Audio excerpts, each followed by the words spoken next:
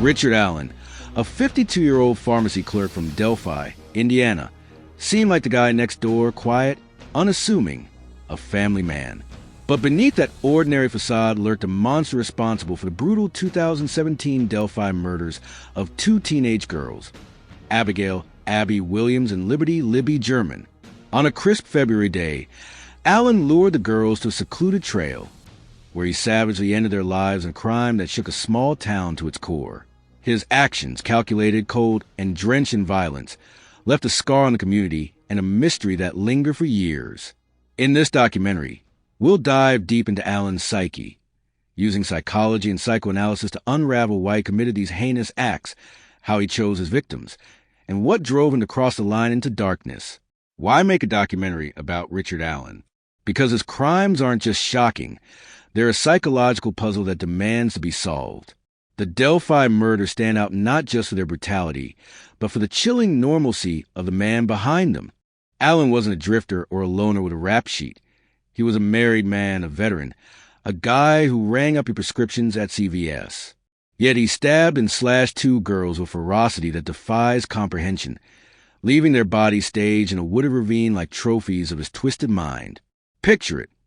February 13th, 2017, the Monon High Bridge Trail, a place kids went to snap selfies.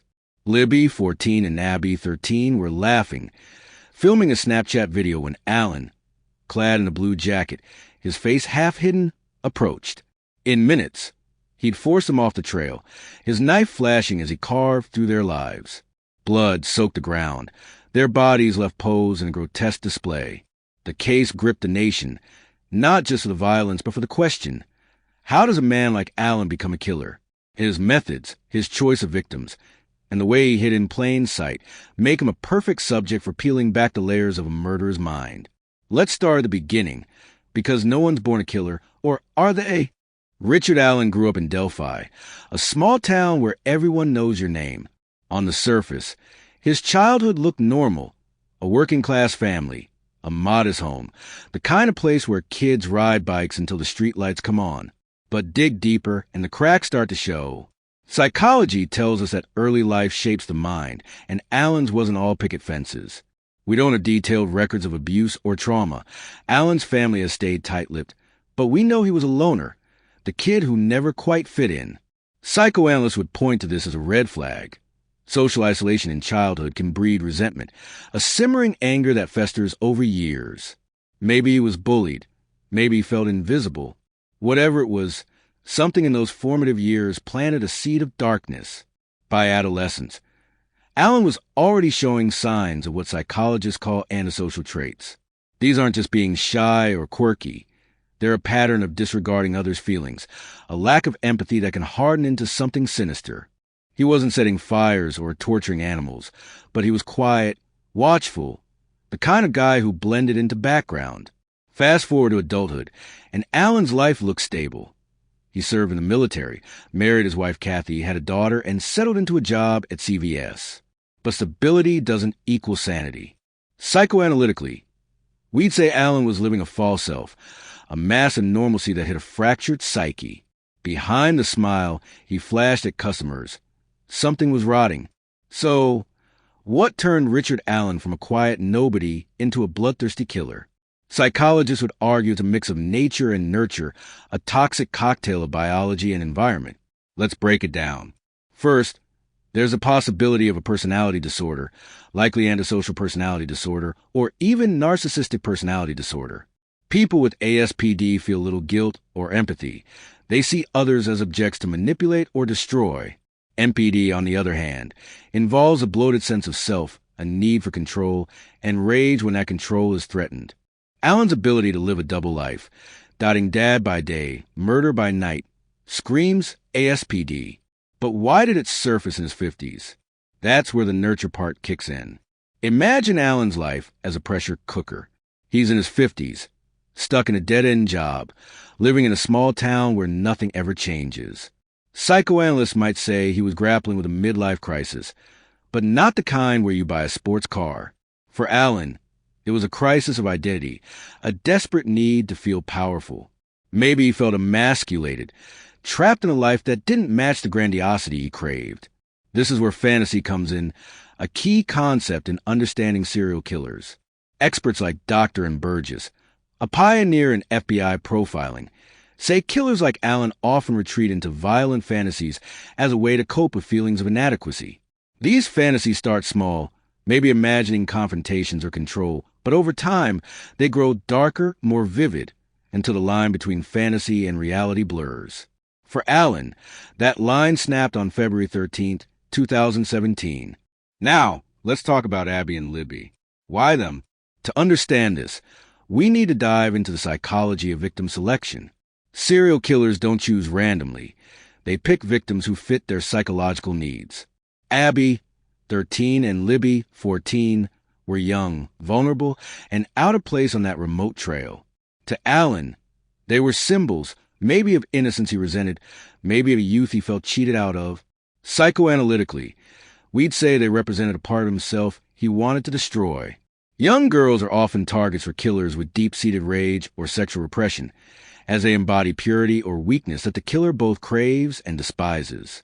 But there's another layer, opportunity. Allen knew the Monon High Bridge Trail. It was his turf, a place he could blend in. He'd walked it before, maybe even stalked it, waiting for the right moment. The girls were alone, distracted, easy to overpower. In his mind, they were perfect prey. The FBI's behavioral science unit would classify Allen as an organized killer, someone who plans, stalks, and executes with precision. He didn't just stumble across Abby and Libby. He chose them, likely watching them for minutes or hours before striking. That thought alone sends chills down your spine. Two girls laughing, unaware that a predator was closing in. Now brace yourself, because this is where it gets ugly. The Delphi murders weren't just killings, they were a slaughter. According to police reports and the search warrant leaked by the Murder Sheet podcast, Allen forced Abby and Libby off the trail at knife point.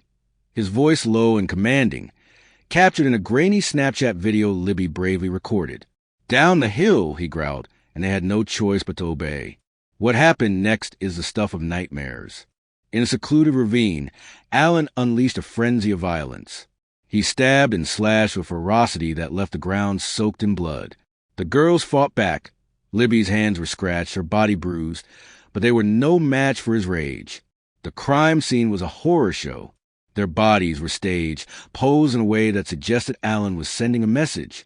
A bullet from his gun, later matched to one found at the scene, tied him to the crime. Witnesses, 3 teenage girls who'd seen him on the trail, described a man in a blue jacket, his face half hidden, glaring at them with eyes that burned. He looked like he didn't want to be seen, one told police. The media called him Bridge Guy, a faceless phantom who haunted Delphi for years. But what drove this savagery? Psychologically, it's about power and control. For Allen, killing wasn't just an act. It was a ritual, a way to dominate and destroy. The staging of the body suggests a signature, a unique mark that killers leave to relive their crimes. Every cut, every pose, was Allen asserting his godlike control over life and death. Let's step inside Allen's head. Not a pleasant place to be. Psychoanalysis, pioneered by Freud, tells us that the human mind is a battleground of conscious and unconscious drives. For Allen, his unconscious was a cesspool of rage, shame, and unmet desires. Freud would point to the ID, the primal, animalistic part of us that craves instant gratification. In healthy people, the ID is tamed by the ego and superego, but in Allen, the ID was running the show. His need for dominance, his choice of young victims, even the brutality of the killings, all point to a man consumed by primal urges he couldn't control. But there's more. Psychoanalysts like Carl Jung would argue Allen was wrestling with his shadow, the dark, hidden part of the psyche we all have but most suppress. Allen's shadow wasn't just dark.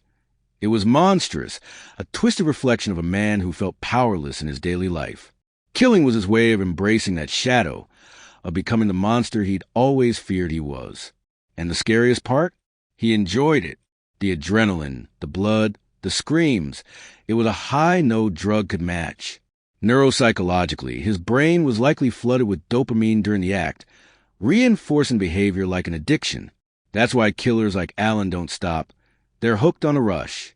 For 5 years, Richard Allen walked free, living a lie so convincing it's almost unbelievable.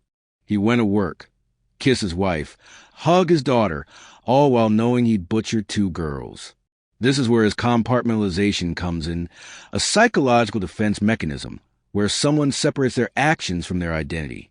To Allen, the murders were a secret world, a dark corner of his mind he could lock away while playing the role of normal guy. Customers at CVS described him as polite, even friendly. He'd ask if I needed help. One regular told Fox 59, just a normal dude. But that normalcy was a mask, a carefully crafted facade that let him blend in. The police were stumped. The Snapchat video, the sketches, the bullet, none of it led to Allen until 2022, when a tip prompted a second look at his gun. How did he slip through? Part of it was luck, but part was his cunning. Organized killers like Allen are masters of deception. He knew the trail, knew the town, knew how to avoid suspicion. He even posed for a selfie in front of a police sketch of the suspect, a brazen taunt that screams narcissism. In his mind, he was untouchable, a predator smarter than the prey chasing him. But that arrogance would be his downfall. In October 2022, the net finally closed. A ballistics match linked Allen's gun to the crime scene, and he was arrested at his home, the same place he lived while Abby and Libby's families grieved. During interrogations, he denied everything, but chilling detail emerged. He confessed to his wife on a jailhouse phone call, saying, "I did it." The evidence piled up. His jacket matched the video. His voice matched the audio. His gun matched the bullet. In 2024, he was convicted and sentenced to 130 years, a life sentence that ensures he'll die behind bars. As he sat in court blank-faced, you could almost hear the gears in his mind grinding. Was he remorseful? Doubtful. Psychopaths like Allen don't feel guilt. They feel cheated when caught. His daughter's tears in the courtroom were the only hint of humanity left in his orbit, a reminder of the lives he shattered beyond his victims. Philosophically, Allen's story is a grim meditation on free will versus determinism. Was he doomed by his psyche, his upbringing, his brain chemistry? Or did he choose to kill to embrace the darkness? Existentialists like Sartre would say Allen was free to choose, but chose destruction, making him fully responsible for his evil. Yet, there's a haunting question. Could he have been stopped? If someone had seen the signs, if his pain had been addressed, would Abby and Libby still be alive? Richard Allen's crimes leave us with more questions than answers. His life, ordinary on the outside, monstrous within, forces us to confront the banality of evil. He wasn't a cartoon villain. He was a man you pass on the street, a reminder that monsters don't always look the part. Psychologically, his case underscores the complexity of the human mind, how trauma, repression, and unmet needs can twist into something unspeakable. For Abby and Libby's families, the pain is eternal, a wound that no conviction can heal. For us, the audience, Allen's story is a warning. Evil doesn't always announce itself. It hides in plain sight, waiting for its moment. So, the next time you're on a quiet trail, listening to the wind, ask yourself, who's watching? Because Richard Allen was, and he was ready to strike.